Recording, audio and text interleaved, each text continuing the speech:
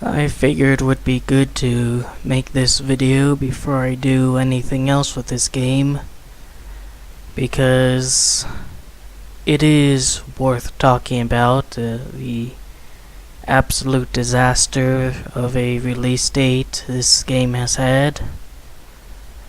Most certainly, a lot of people are very upset, and rightfully so. The question I really have about everything is now how exactly did it get to this state? So if you don't know, Agony released a few days ago and it's not doing very well, not from critics, but more importantly not from regular gamers. It has 50% and probably less than that now. I might as well even check right here on Steam. It's on sale for 10% rather than a full $30. It's $27. I don't know if that's real important or not. Here it shows 913 reviews, 461 positive, 452 negative. So essentially a coin flip as to whether or not this game sucks or not.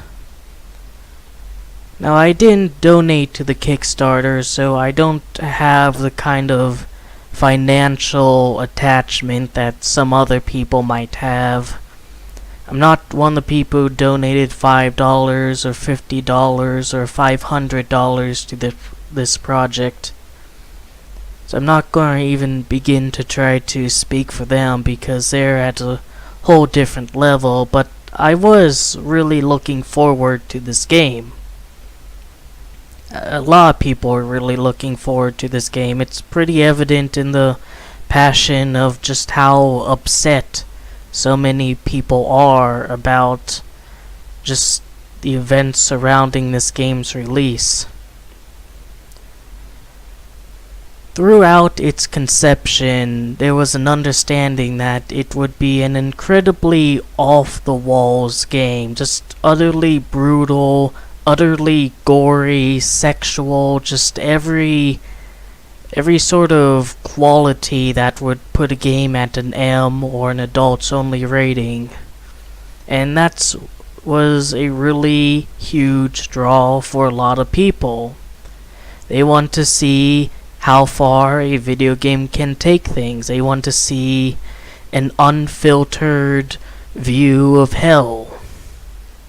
And this seemed like the sort of game that would show it. Partway through the development, they announced that they're having a publishing deal to put the game on physical copies rather than just digital copies.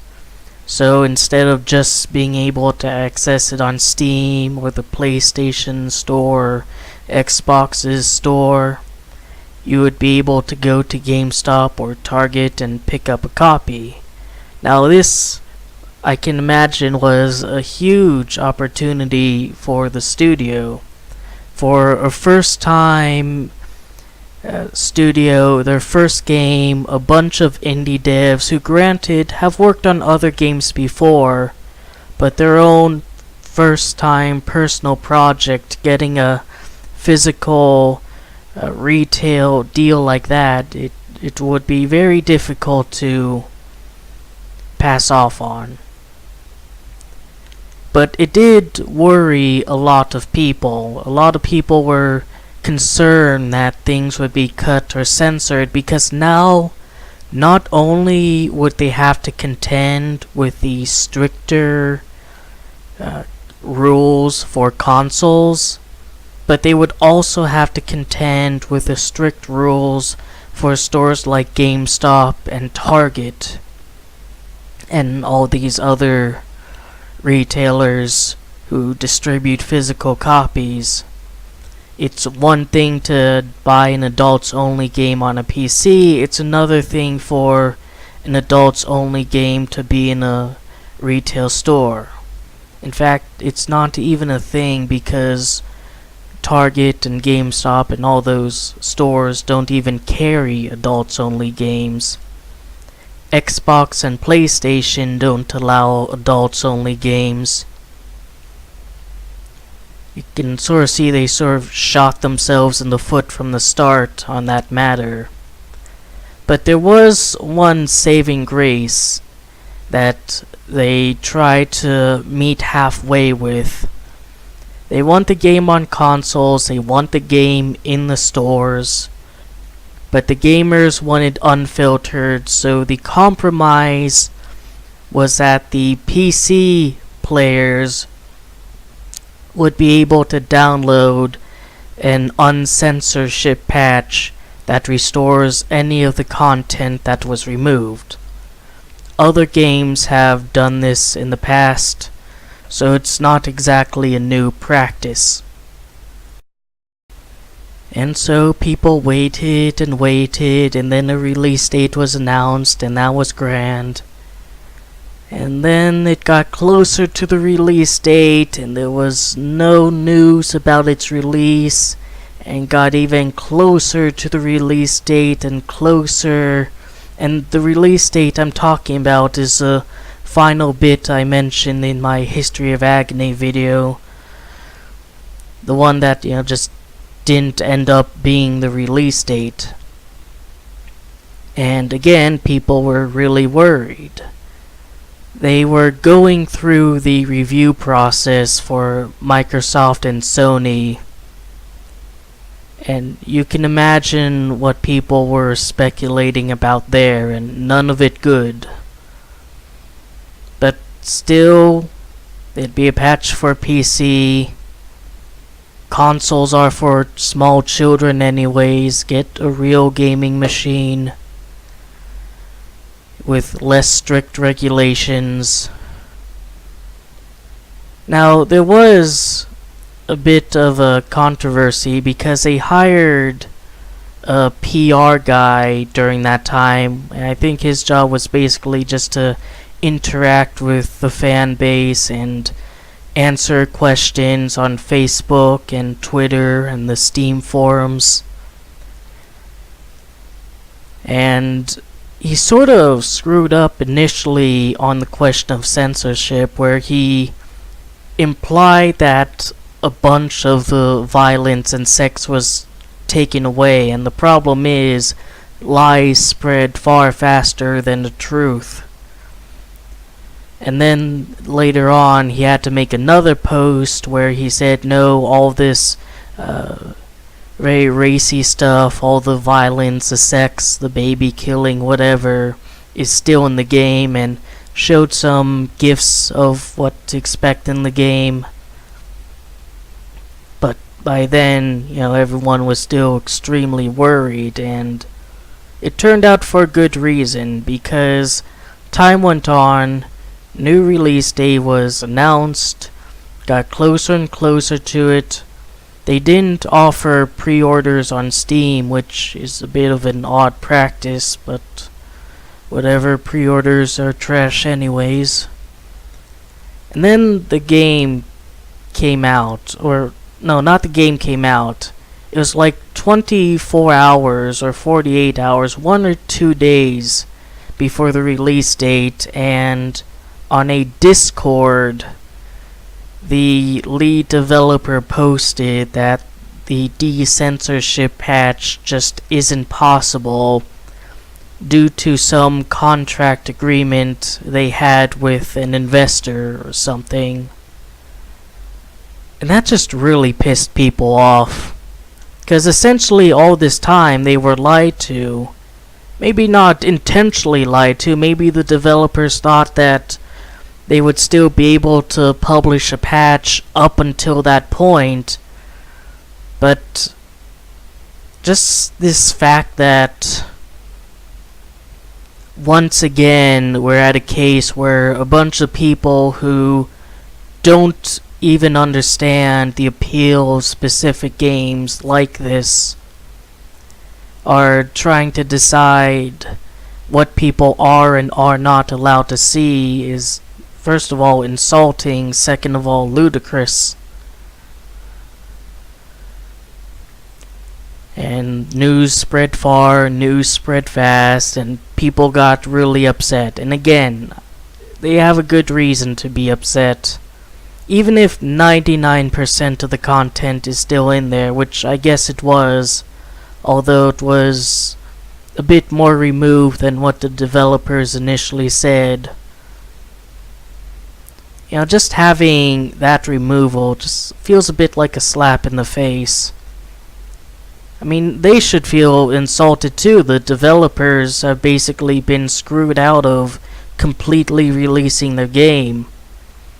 I have no idea what went on with that contractual agreement, what was agreed upon, what was written, what was signed, because I guess there's also some legal matters of not being allowed to talk about it.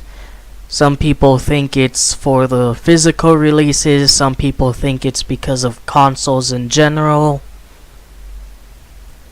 But suffice to say, the last 2 days before the release were not good ones, and then the game released, and not only do you have all that anger about the matters of censorship, whether the anger is based on an informed idea or understanding of what actually happened, or a mistaken idea that everything remotely saucy in the game was removed.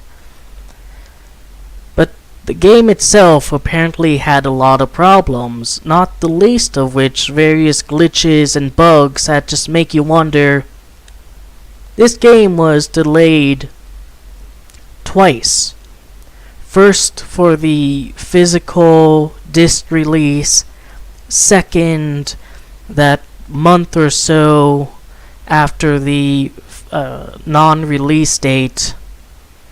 How is some of this still in the game? For example, I watched a video of a guy playing at one of the last levels, and he's drawing one of the sigils on the door, and Oniskelis basically captures him and kills him, but rather than be able to fly around as a soul, he's sort of stuck on that view partially of drawing the sigil.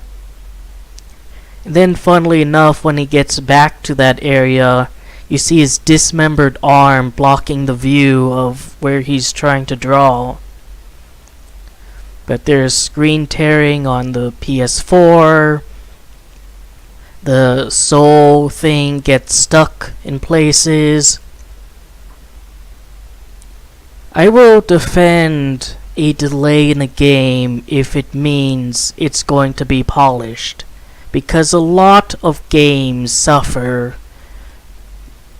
partially for good reasons, like they're a lot more involved, they're a lot more intricate,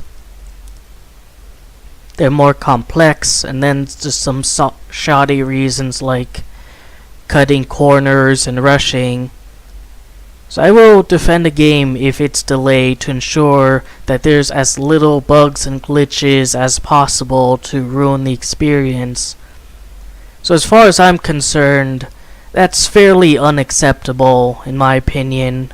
Like, after 2 delays, it still plays like such a mess. The lighting was a big problem for a lot of people too. It's one thing to have dark areas in a horror game, but it's another thing that even with the torch, it's still damn impossible to see. You know that level in Amnesia, The Dark Descent, where he's in that huge room with all the fog everywhere, and it's a part where there's the optional bit where you can harvest that fungus or whatever to heal the Agrippa guy? A lot of the game has the same amount of visual ability as that, according to some people. Like, you have to turn the gamma all the way up. A third complaint I've heard or read a lot in the game is that it can just be overall difficult to move. The character has way too short of endurance when it comes to running or holding breath, to the point where it doesn't really feel like you're truly making any progress or it has any real use. It's like a few steps this way, a few steps this way.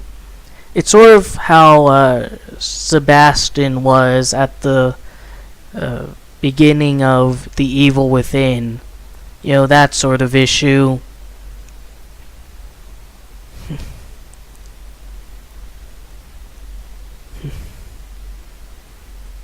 It's just a bit disappointing to see this all unfold. It was a great idea. I can tell that a lot of work was put into it, what went right.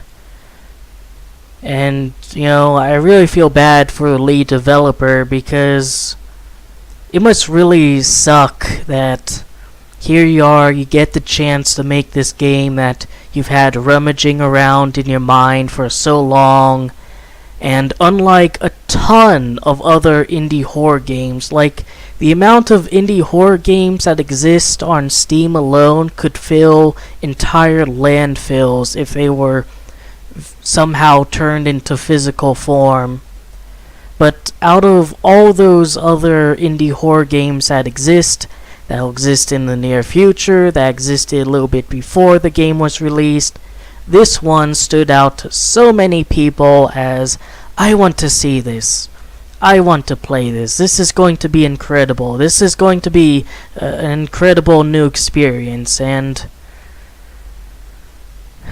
it just sort of fell flat.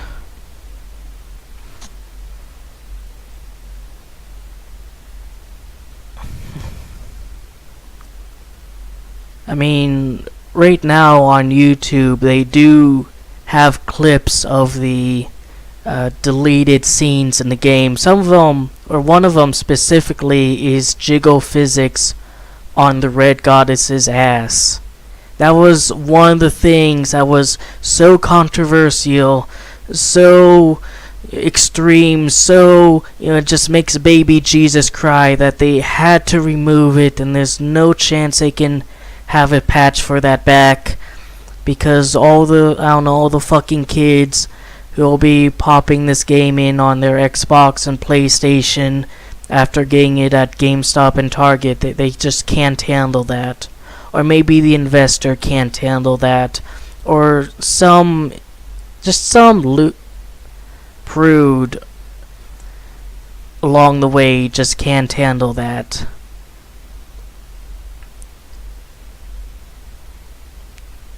I mean, yeah, the other scenes are a little bit more extreme. The other scenes you can sort of say, alright, I can understand why investors or console companies would be so reluctant to allow this in the video game, but it's just, don't even make a game for console, If Steam is too stringent, then don't even make it for Steam. Go to Good Old Gamers. They actually allow adults only titles to be on there. Because it just sort of rode a wave of hype into a complete crash. Now, some people are worried that Scorn is going to end up the same way. I don't think Scorn is going to be censored. It doesn't have the kind of violence that Agony had. It doesn't have the tits or the sex or anything like that. It's not going to be controversial in that way. The gameplay could still be bad. The level design could still be bad. It could still be a glitchy mess. But I don't think it's gonna be censored in any ways. I hope not. The Scorn devs are a lot more strict and reluctant than the Agony ones. They're not doing physical releases. Consoles are a maybe in the future. Now, I really don't know if Mad Mind Studio is going to continue on after this, or if they'll disband and go their separate ways. I would like to think that the lead developer ought to have another shot at working at a game, and maybe not one quite like this. Maybe just learn a little bit about where to release, who to sign off to, and what to promise. Because I think I think the video game industry in general needs more racy games like Agony was. I think it needs to be able to indulge in that super violent, super sexual, just overall super edgy stuff. But I also think that a game needs to be constructed better and to have better development behind it. I mean, that was sort of another issue people have had, was after the first level, the first cave / meat level, you've sort of seen all of the tricks the game has, at least for the first playthrough. There's finding sigils to draw on the doors, there's collecting hearts and putting it into scales, there's hiding away from demons and possessing the martyrs, and the second level introduces possessing the demons officially.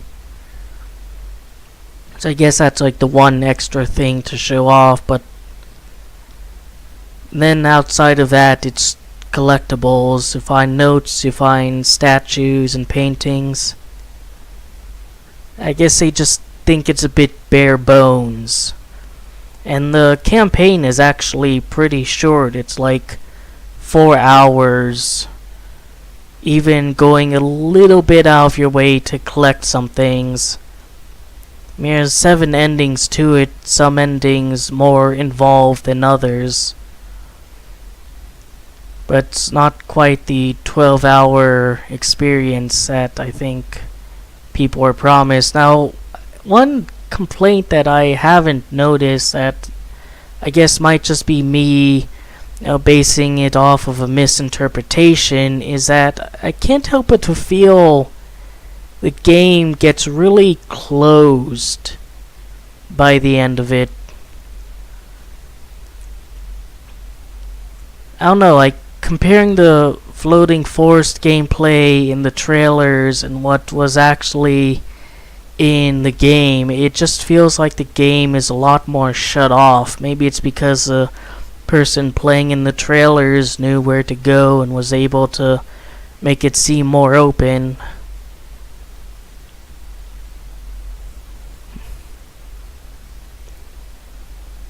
I don't know.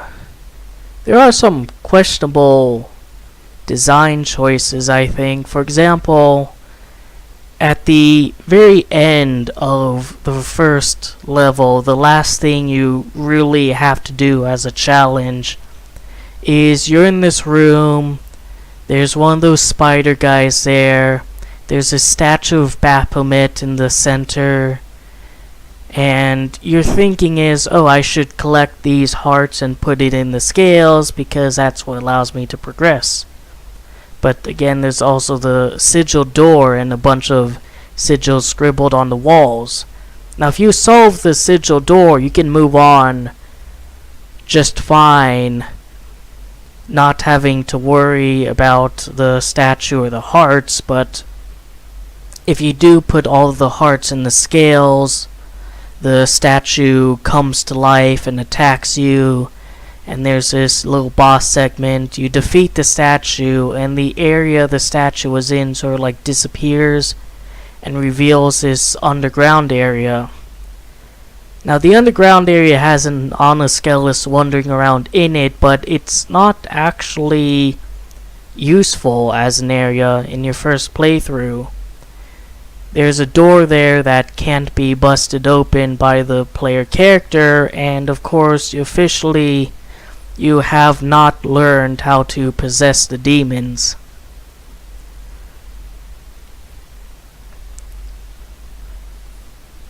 I mean, there's just some pretty odd design choices in general. I think that a better level design would have most certainly helped out a little bit. I think also a bit of pacing themselves on some of the levels, the interiors or backgrounds or whatever, would have also done well, because it can just become an absolute clusterfuck of scenes at the very end. Like, the demo level was a bit cluttered, but ultimately it was pretty straightforward what you're supposed to do. That's actually another criticism people have. It doesn't really explain things very well. Like, at the beginning of the game, you're told to basically walk off a cliff, you fall down, and the character automatically possesses a guy sitting down there. That was supposed to indicate that your character is able to go into this astral projection phase when he dies and possess other humans. However, it doesn't really explain the minigame of it to it, so I've seen in some Let's Plays people really struggle with that.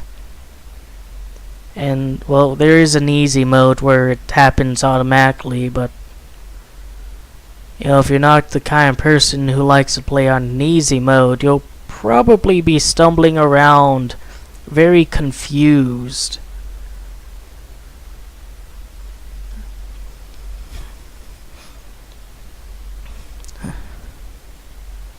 I do hope the developers can bounce back from this. I have no idea how they would do it.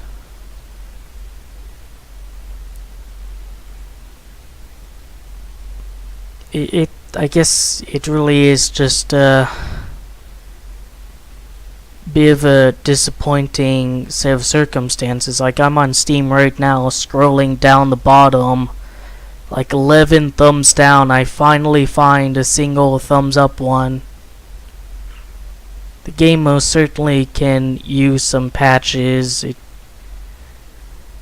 can't really turn back the clock now, and I don't think its reputation will ever be completely salvaged. I mean, look at No Man's Sky. That is still the quintessential don't trust the developer video game, the quintessential overhyped garbage.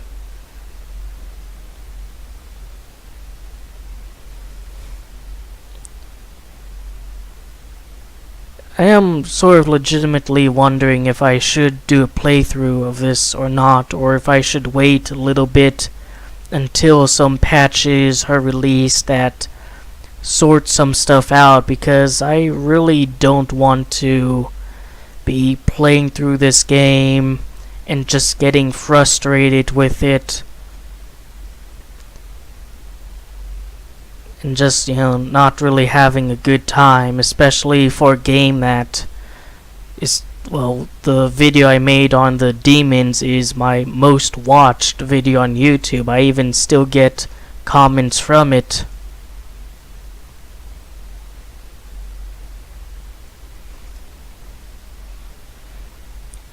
So, maybe they'll bounce back. It's not really going well now. Their Steam forums comments section has stopped completely railing on them, and is now just reporting general issues mostly. Their Facebook and Twitter and all that must be a bit of a mess. I don't even want to look at it. I'll just feel too bad for them. I don't know, I can really understand putting a lot of passion into something and just not working out. I would have preferred a good game to a bad one, and I think everyone playing this would have preferred it. But I guess that's just not really meant to be. I'll wait maybe a week or so before starting any recordings or whatever for Let's Plays. And if it improves, that's great, I'll jump right in, and if it doesn't, I'll probably just play for myself. Anyways, that's just been a talkative little episode here. Not much else to say. Hope I gave you something to think about and otherwise entertained you. Really unfortunate it couldn't work out for these developers. Take care.